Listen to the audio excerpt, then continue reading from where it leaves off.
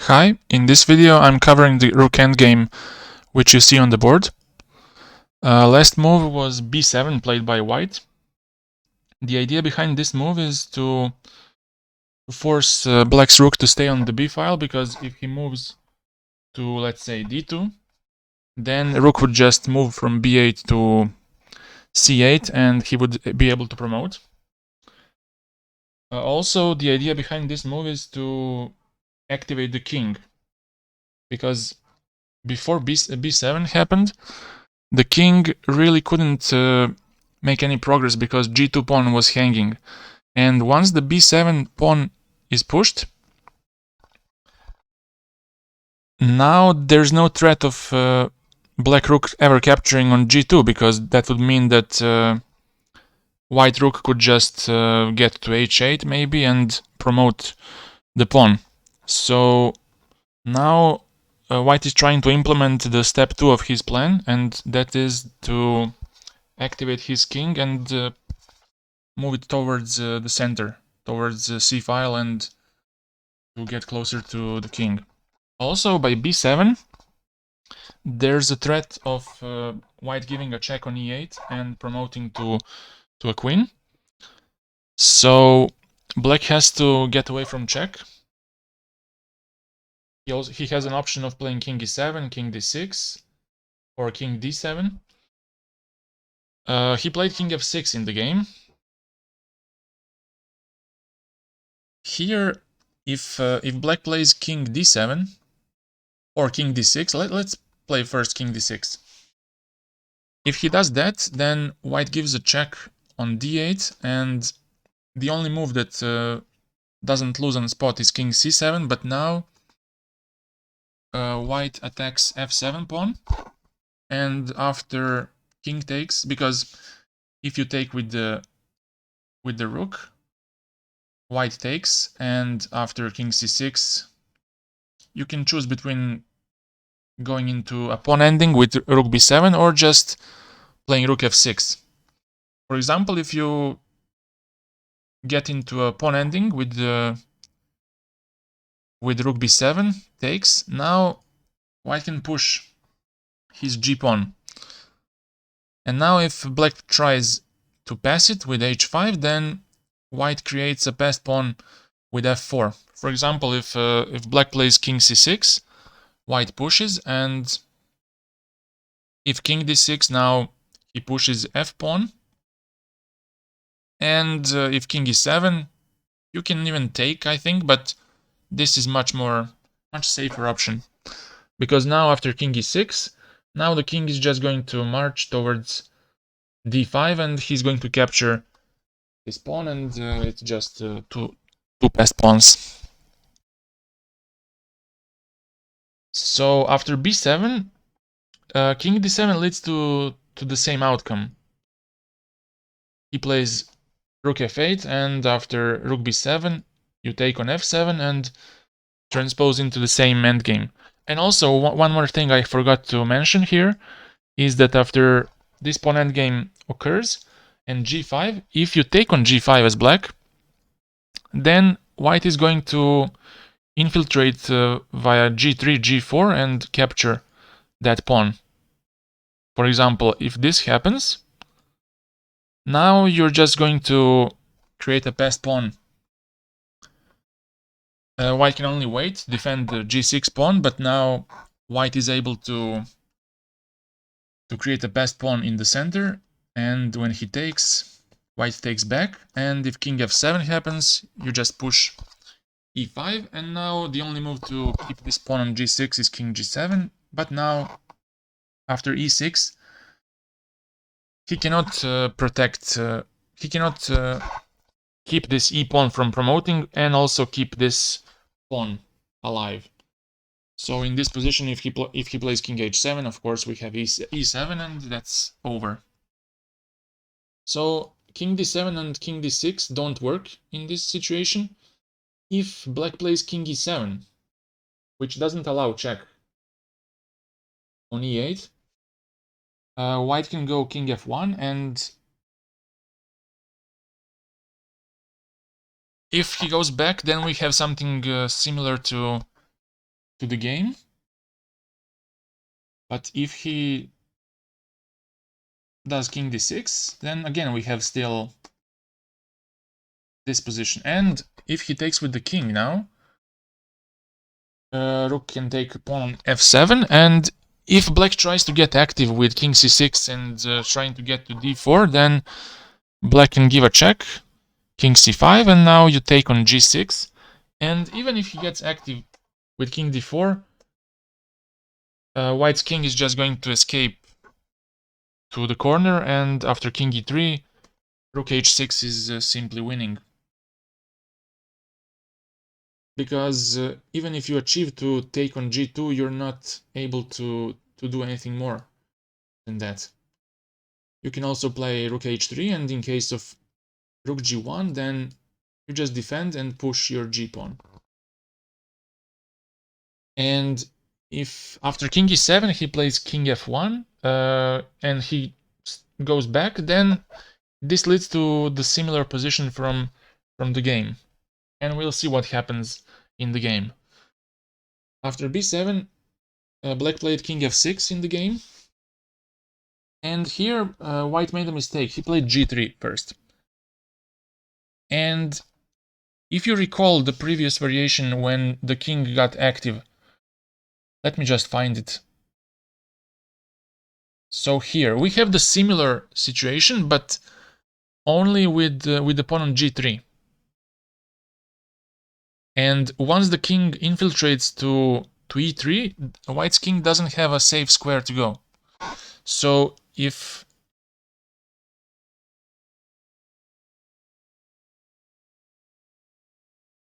he does this, king f1, king e7, and if he tries to go to e1, now black can defend by king d6. Because if rook d8 happens, you can go here, and after rook f8, you take the pawn, and you get active, and now the difference is that the pawn is on g3, and there's no defense, king is cut off, and his pawns are going to fall. Now, even if you take on h6, it doesn't matter, because after king d4, king gets to e3, and f3 pawn is loose. But I'm going too much forward. Let's cover something else. After king f6, let's go back a bit. He plays g3 here. The correct way to continue this was to just play king f1. And now this pawn structure on in the center is intact, and black is doomed to keeping his king on e7 and g7, because we saw what happened when he gets to d6. And if he wants to keep the position closed, he should play g5, and now king is just getting more active. If he goes king e7, then this plan continues. King c1, and now after rook b5, it's possible to give a check and go here. And like I said, after king b7, you can take a pawn and give one more check. And now after king c5, it's really important to bring back your king to d2. And now if king gets closer, first you give a check on d6, and then you take on h6. And now it's not the same, because the pawn is on g2, and it's really important to keep f3 alive. And if in this position he gives a check, in this position, if he gives a check on b2, then you get to e3, and after rook g2, you can take on h6, and as you can see, these pawns on e5 and g5 are really weak. King is still not very active, so black is going to lose for sure. Instead, in the game, g3 was played, and it weakens f3 in some potential scenarios, like I mentioned before, when black plays king e7 and king d6. But instead he plays g5, trying to stop f4 from happening, because if he doesn't do anything, if he waits, let's say with rook b4, then white is just going to push f4, and in case of the exchange on f4, he's going to create a passed pawn on the e file. Let's say he goes rook b2, I go e5, and now if he goes to e6, we have a check on e8, so it doesn't work. If he goes to e7, then white has a nice move, e6. And the point behind this is, if you take, we saw what happened. You play rook e8 and promote. And if you take with the f-pawn, then he has rook h8. And now you either capture on b7 or you let him promote. If you capture on b7, then rook h7 happens and you lose the rook.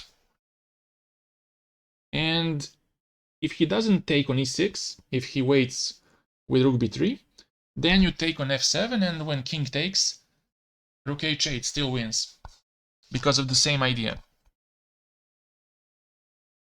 So to stop this, he plays g5. White tries to develop his king, and now black goes king e7. And now it was important to first to lose a tempo, which is paradoxical. To lose a tempo with king g7. And you'll see why. It has to be done like this, because if white goes to activate his king with king e1, then you bring back your king. After king d1, you go to e7. And once the king is on c1, now you begin your realization of the plan. Play rook b5, and after king c2, he gets to d6. And now in case of rook d8, it's not the same, because after king c7, rook f8, you take it with the rook, because with the king, because if you take with the rook, then you get into a pawn ending, which is winning for white, because he can create a passed pawn on this side. So you take it with the king, and even if he captures on f7, king c6, now you give one more check, but king c5, now he's getting too active, and because of this g3 move, now the f3 is weakened. Black's king is too active, and he's not able to use his pawn advantage. But instead he plays king e7 too early. And here white made a mistake, and he didn't play. He played king e1. He didn't play f4, which was winning in this position. And in case of ef, he takes. And if you take twice like this, then white has e5. And if you play rook b6, for example, then white is playing e6. The same idea we saw before. If the rook takes, then just rook h8 and promote. If fe, then rook h8, and after rook takes pawn, rook h7 takes the rook. And if king takes, you give a check and promote next. But instead, white wanted to activate his king, and here black played king f6. White went king d1, and now black decides to defend passively, because I think he didn't see the main idea of white's play. Instead, he should have played king e7.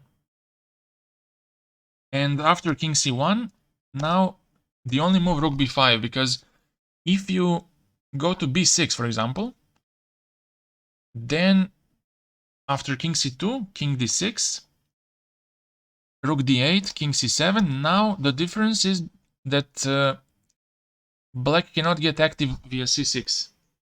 Because if you go to c6, now you exchange rooks. And the same happens. White creates a passed pawn with f4, and the pawn ending is lost for black. So rook b5 was the only move to save the game. And after king c2, king d6, rook d8, king c7, we have the same position for the second time.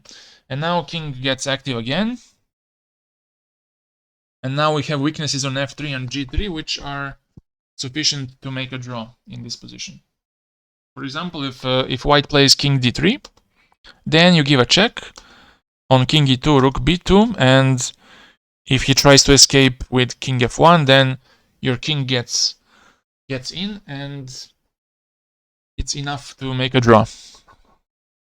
Instead, he plays king g7 in this position, and now it's this move was the last chance to play for king e7, king d6 ideas, and you'll see why.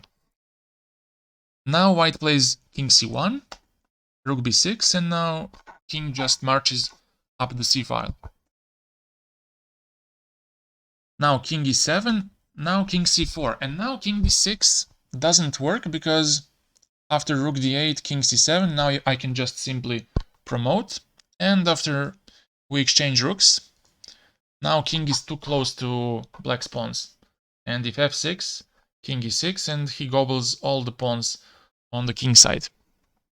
So now black is forced to a passive defense, and he goes back to f6.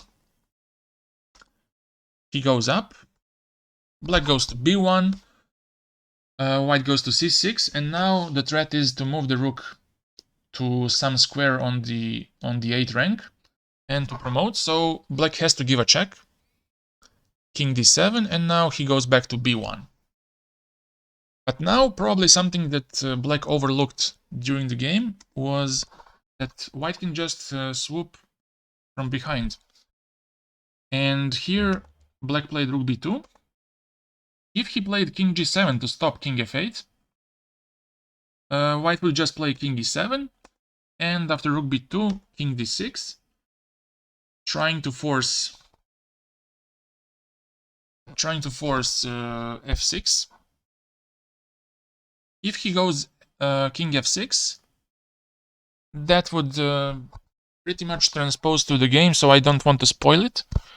But if he goes f6 here, then rook e8 is a nice touch, because if you take on b7, then white just transfers into a pawn ending, which is winning, because after he captures, king e7, king g6, the only move to keep the f6 pawn alive, and now king f8, after which either black allows him to get to f7 with king h7, which loses a pawn, or with h5, after which you can take king h5, king g7, and now you can play g4, but after takes, king f6, you're losing the e pawn, and the e pawn for white is going to promote. Instead, he goes rook b2, and now white's going behind the king. And now the point is that if you wait with rook b1, now white is just playing rook c8. And you cannot capture the pawn because of the checkmate. So, because of that, he goes to g6. Black goes back to e7, king g7, and now white goes with king d6. If black tries to defend by rook with rook b5, then white gets an important tempo with king c6, and after the rook gets back, then I can just move my rook from the 8th rank, because now the pawn on b7 is defended by the king, and it's winning for white. So after king d6, we saw what happened after f6. Rook e8 and rook e7 exchanging rooks. So he played this, and now something I didn't want to spoil immediately was that white has a really nice plan, really nice idea here, and that's to play f4 in this position. And if you take twice, like it happened in the game, then white had this amazing move, rook g8. And now if you capture on b7, e5 is checkmate. So in this position, black played rook b6.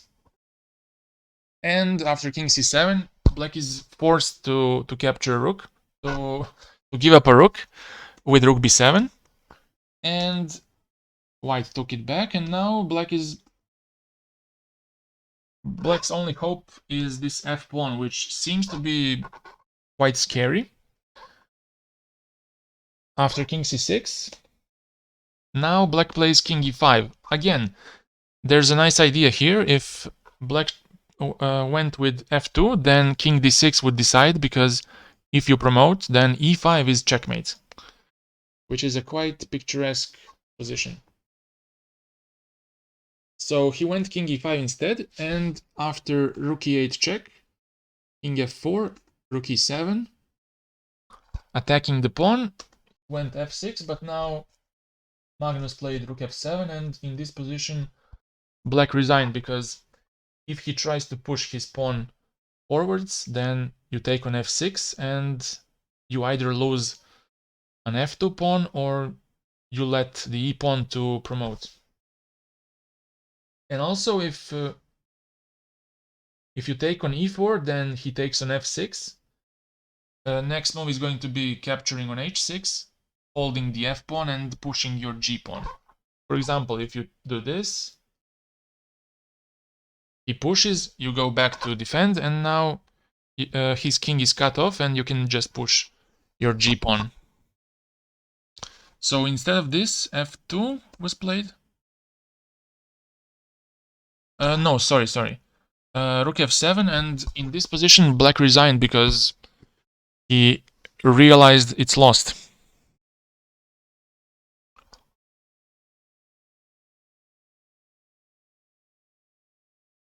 If he tries something like king e5 here, you give a check, and after king d4, you do this, and you defend the pawn from behind, and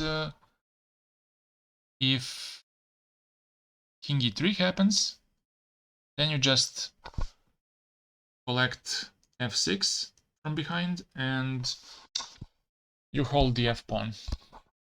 So that was it for this video. I hope you enjoyed it. If you have any questions, please ask in the comments. Maybe I missed something. Maybe I made a mistake. Thank you for watching again, and have a good day. Bye.